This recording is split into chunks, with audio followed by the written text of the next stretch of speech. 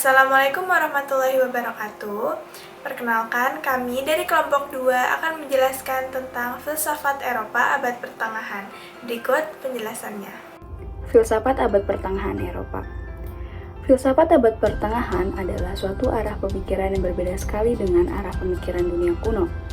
Filsafat abad pertengahan ini menggambarkan suatu zaman yang baru sekali di tengah-tengah suatu rumpun bangsa yang baru, yaitu bangsa Eropa Barat. Filsafat yang baru ini disebut skolastik.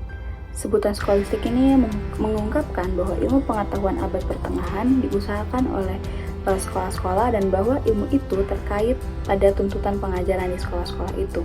Filsafat Eropa abad pertengahan disebut sebagai abad gelap. Pendapat ini disarankan pada pendekatan sejarah gereja. Jadi pada saat itu, tindakan gereja sangat membelenggu kehidupan manusia sehingga manusia tidak dapat mengembangkan potensi yang ada dalam dirinya. Jadi para ahli pikir pada saat itu pun tidak dapat mengutarakan atau tidak dapat bebas berpikir. Jadi apabila terdapat pemikiran-pemikiran yang bertentangan dengan ajaran gereja, maka orang yang mengemukakan pendapatnya itu akan mendapatkan hukuman yang sangat berat.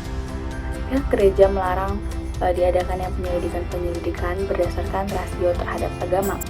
Karena itulah kajian tentang agama atau teologi yang tidak berdasarkan ketentuan gereja akan mendapatkan larangan yang sangat ketat.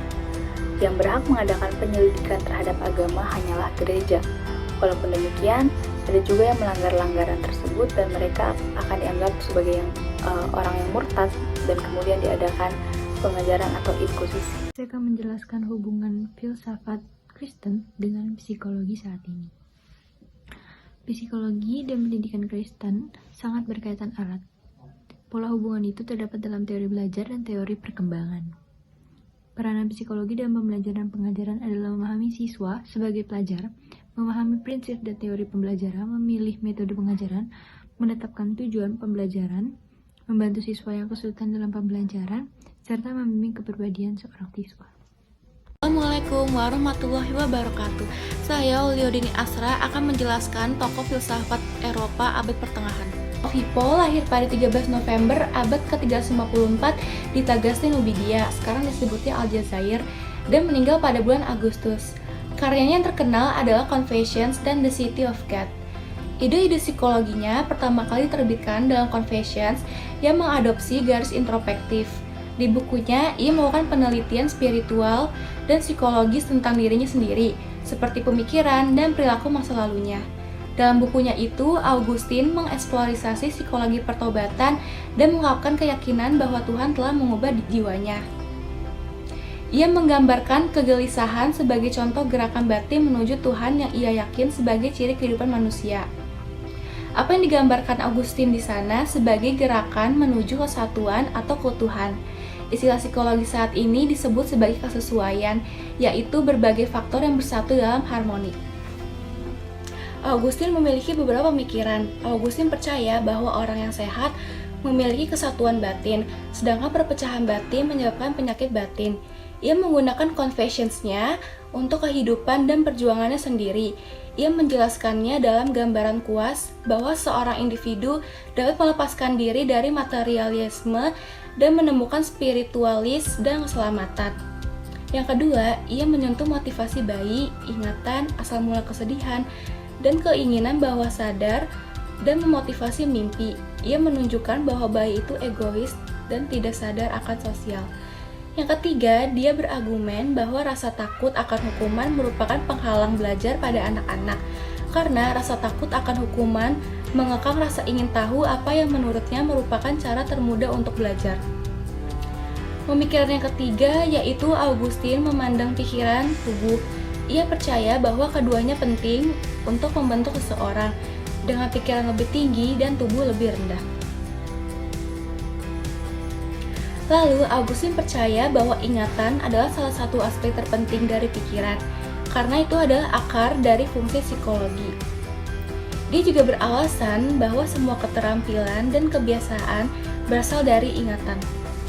Augustine memberikan beberapa konsep penting dalam dunia psikologi, yaitu yang pertama, dualisme dorongan baik dan dorongan jahat dalam diri manusia. Yang kedua, perbedaan antar pribadi manusia atau individual difference. Yang ketiga, alam kesadaran atau consciousness. Yang keempat, fakultas-fakultas atau faculties. Dikatakan bahwa dalam diri manusia terdapat dorongan baik dan dorongan jahat. Dorongan baik harus dirangsang untuk berkembang menuju kesempurnaan kepribadian. Sedangkan dorongan kejahatan harus dilawan dan ditekan supaya orang tidak berdosa atau hidup dalam kejahatan. Maka perasaan takut perlu dimunculkan, tapi caranya itu berbeda-beda karena adanya perbedaan dalam setiap individu. Nah, untuk mengetahui dosa-dosa atau kesalahan-kesalahan yang dilakukan, maka orang harus menjelajahi alam kesadarannya atau yang disebut consciousness-nya sendiri dengan cara introspeksi diri. Introspeksi dapat dijalankan dengan mengerahkan bagian-bagian jiwa atau fakultis antara lain ingatan, imajinasi, indera, kemauan, dan akal. Penemuan fakultas-fakultas dalam jiwa manusia ini yang menggolongkan Saint Augustine sebagai Bapak Psikologi Fakultas. Assalamualaikum warahmatullahi wabarakatuh. Perkenalkan, nama saya Anissa Aulia Sugiarto dengan NIM 0603521007. Pada kesempatan kali ini, saya akan menjelaskan tentang salah satu tokoh filsuf Eropa yang bernama Thomas Aquinas. Siapa sih Thomas Aquinas itu? Thomas Aquinas merupakan salah satu filsuf Eropa dan teolog yang berpengaruh di Eropa. Thomas Aquinas menyebarkan Aristotelianisme di masa abad pertengahan dan menyatukan dengan teologi Kristen. Thomas Aquinas lahir pada tahun 1225 Masehi di Istana Roccasecca, Italia, sekarang dikenal dengan Lazio. Thomas Aquinas merupakan keturunan bangsawan yang menganut Katolik yang taat. Ia juga merupakan seorang ordo Dominikan dan pastor di bidang teologi. Ia sudah pernah bekerja 10 tahun sebagai biarawan. Pemikiran Thomas Aquinas yang pertama adalah Thomisme. Apa itu Thomisme?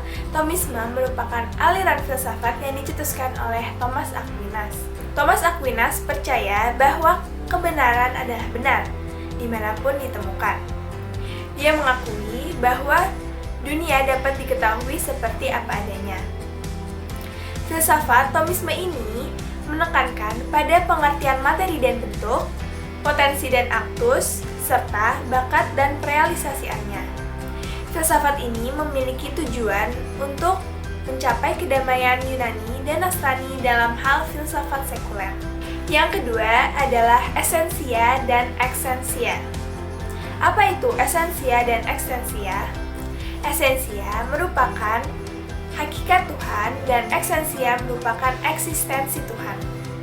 Filsafat ini membedakan Tuhan dan makhluk ciptaannya, di mana Tuhan adalah satu, sedangkan makhluknya tidak bersifat satu.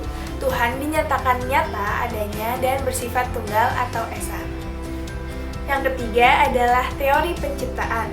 Penciptaan merupakan perbuatan Allah secara kontinu dan berkelanjutan. Adapun makhluk-makhluk dan benda-benda ciptaannya yang bersifat fana.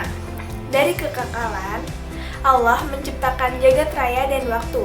Penciptaannya yang terjadi secara kontinu untuk menciptakan para makhluk untuk dipelihara.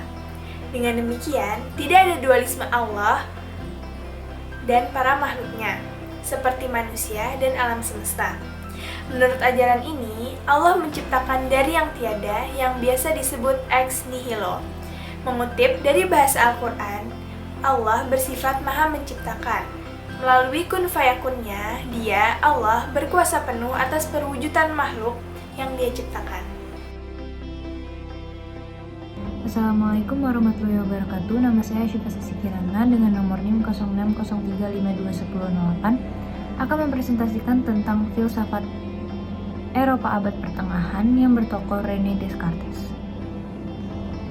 Pertama-tama saya akan menceritakan secara singkat tentang siapa itu René Descartes.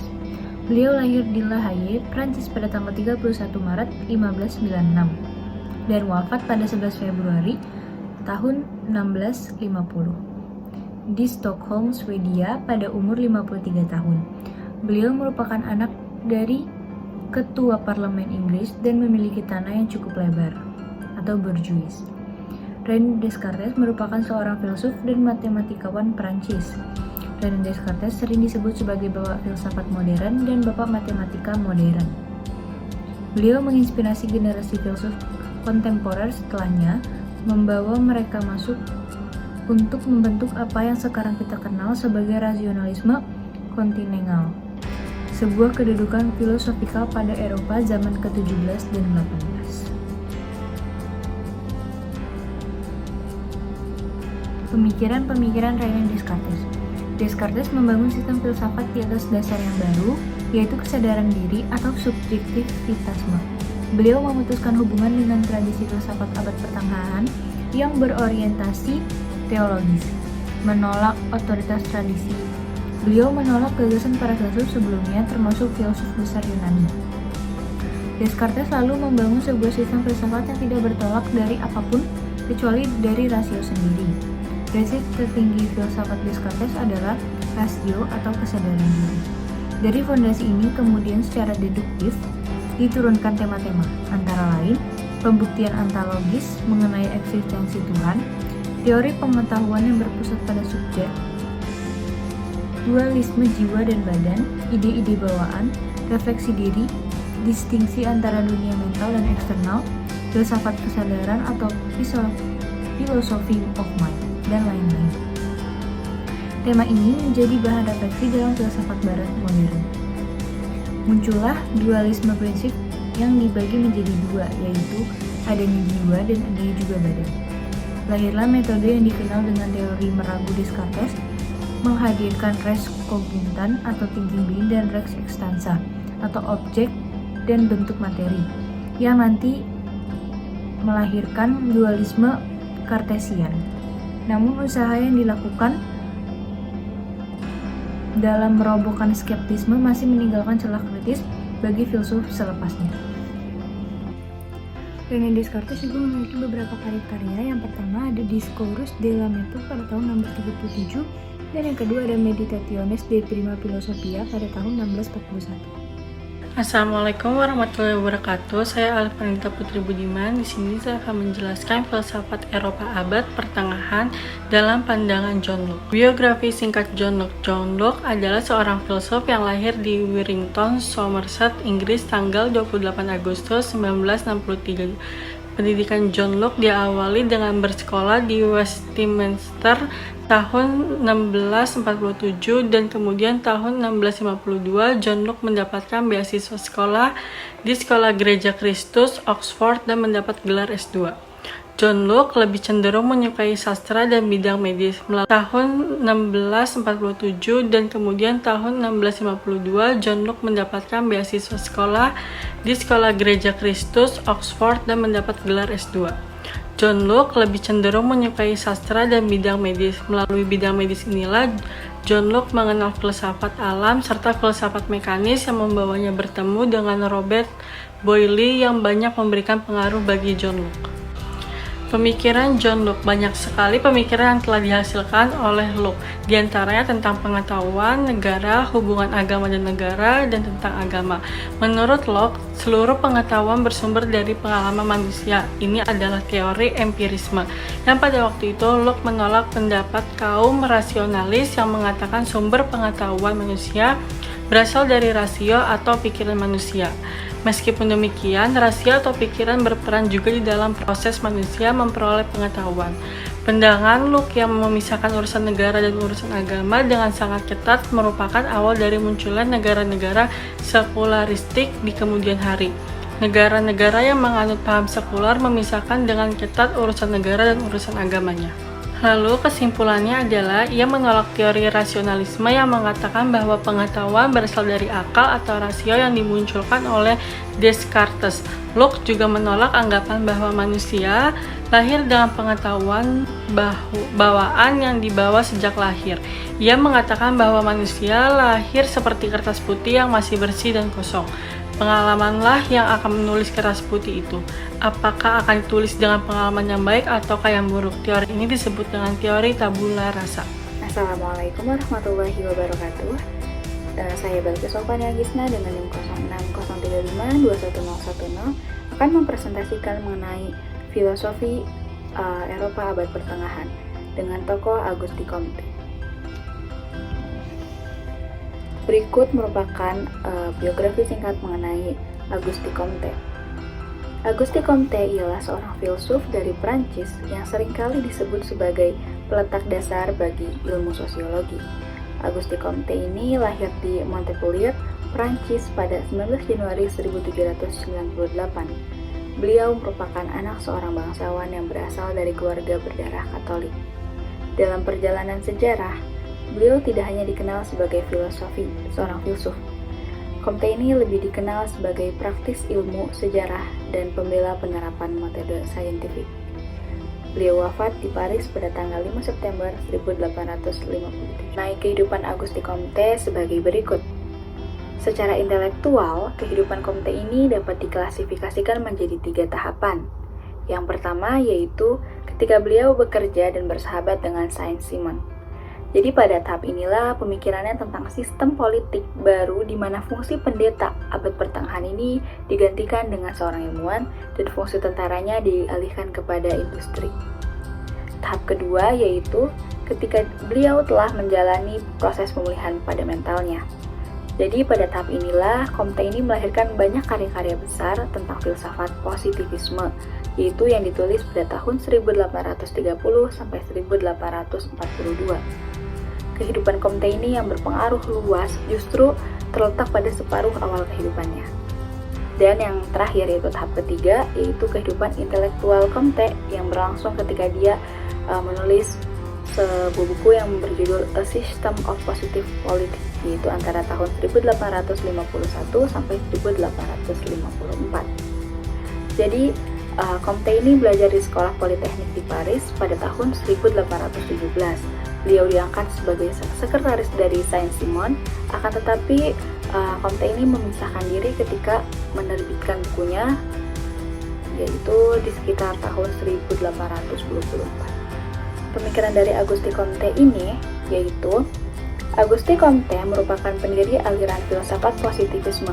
Apa sih positivisme itu? Positivisme merupakan suatu aliran filsafat yang menyatakan ilmu alam sebagai satu-satunya sumber pengetahuan yang benar dan menolak aktivitas yang berkenaan dengan metafisik. Jadi dari pemikiran itu menampilkan sebuah ajaran yang sangat terkenal, yaitu yang disebut dengan hukum 3 tahap atau Law of Three Stages.